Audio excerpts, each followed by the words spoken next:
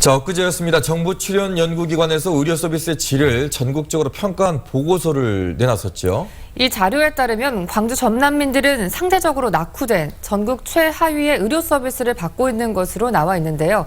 스튜디오에 광주 전남 병원협회장을 맡고 있는 류재광 목포 한국병원장 나와 있습니다. 네, 안녕하십니까. 안녕하십니까. 네. 자, 보고서 내용을 먼저 얘기를 해야 될 것 같은데, 네.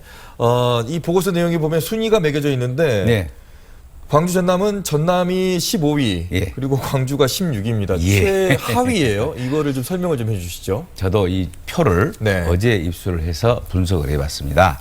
보건사회연구원에서 지금 발표한 표인데 네. 여러분 이 표를 보시면 첫째 1등이 울산입니다. 네. 2등이 서울이고 그 다음이 경상도고 그 다음이 충청도 전라도로 되어 있거든요.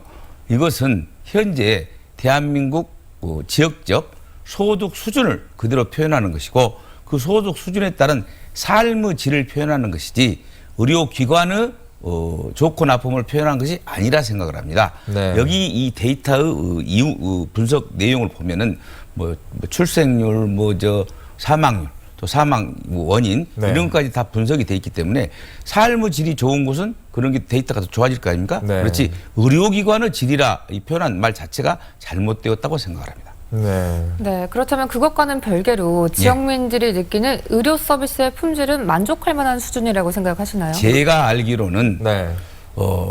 국공립의과대학병원 중에서 전남대학병원은 상위 수준으로 평가되어 있습니다. 네. 그 서울대학 수준 다음에 전남대가 좋은 걸로 되어 있고 특히 화순 전남대병원 즉 암센터였죠.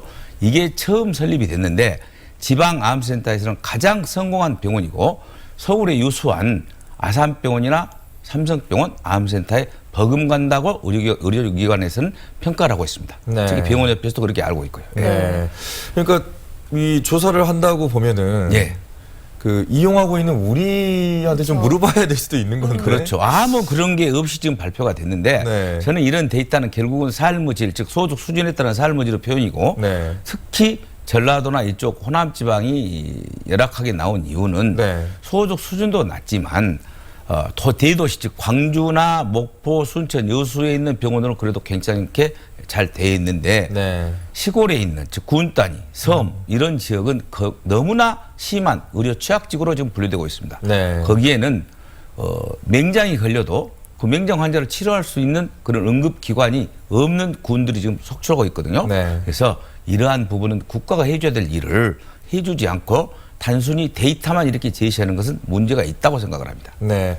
오히려 이제 그 지역적인 특수성상 우리는 섬과 또 산간 또 도서 지역이 많지 않습니까? 그렇죠. 예. 그곳을 이제 회장님께서 얘기하시는 것은 이제 국가가 알아서 이거를 시스템화 시켜줘야 되는데 그걸 못하고 있다는 얘기시잖아요. 그렇죠. 이러한 데이터가 발표가 됐으니까 네. 이 데이터를 보고 어떻게 평준화를 시킨 것을 생각해야 됩니다. 네. 그래서 이건 내용을 보면은 이것은 솔직히 1960년대 이전에는 네. 농업이 주가 됐을 때는 전라도가 경상도보다 훨씬 삶의 질이 높았습니다.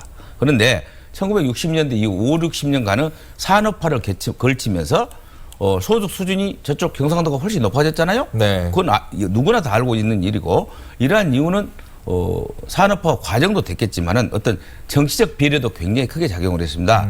그래서 이 호남 쪽이 이러한 데이터에서 벗어나려고 하면 네. 우리 호남 사람들이 뭉쳐서 어떻게 보면 대한민국을 평준화시킬 수 있는 화해의 장으로 갈 수 있게끔 하려면 우리 전라도가 뭉쳐야 네. 우리한테 손을 내밀고 화해의 장으로 이끌어주지 않겠냐 이런 생각을 갖습니다. 네, 몇 달 전에요. 한국은행에서 이 광주 전남의 의료 자원이 풍부하다라는 이런 보고서를 냈는데 네. 이 부분에 대해서는 어떻게 그건 생각하십니까? 맞습니다. 예. 인구 대비로 해가지고 의료 베드수라든가 뭐 이런 그 의료의 절대치를 비교할 때는 상당히 높은 걸로 되어 있습니다. 네. 근데 여기 이 보살인에서 하는 것은 삶의 질의 결과를 갖고 있거든요. 네. 뭐 사망률, 사망 원인 이런 것을 갖고 지금 분석을 하는 것이기 때문에 네. 소득 수준이 낮으면 당연히 그런 수준이 떨어지지 않겠습니까? 그래서 결국 이 표 원명은 의료 질이 아니라 소득 수준의 편차를 보여주는 걸로 생각을 합니다. 네. 그러면 더 이해가 가지 않는 게 네. 예, 광주 저희 먹고 살만한데 왜 광주가 최하위인지는 모르겠습니다. 이해가 가지 않는데. 그런 이제 광주와 전남 차이에서 네. 약간의 퍼센트는 있지만 이 전라도를 묶었을 때 전부 제일 아래지 않습니까? 이렇게 표현을 해야지 네. 몇 퍼센트 차이를 가지고 왜 이렇게 됐냐? 그걸 정확하게 표현할 수 있는 표현은 없다고 생각합니다. 네. 자, 그럼에도 불구하고 이제 우리 지역 같은 경우에는 이제 천혜의 자원이 있고 예. 또 방금 얘기하셨지만 한국은행에서 발표한 또 의료 자원도 풍부하고 그렇기 때문에 이제 의료 관광화에 지금 열중을 하고 있는데요. 예. 회장님께서는 어떻게 생각하십니까?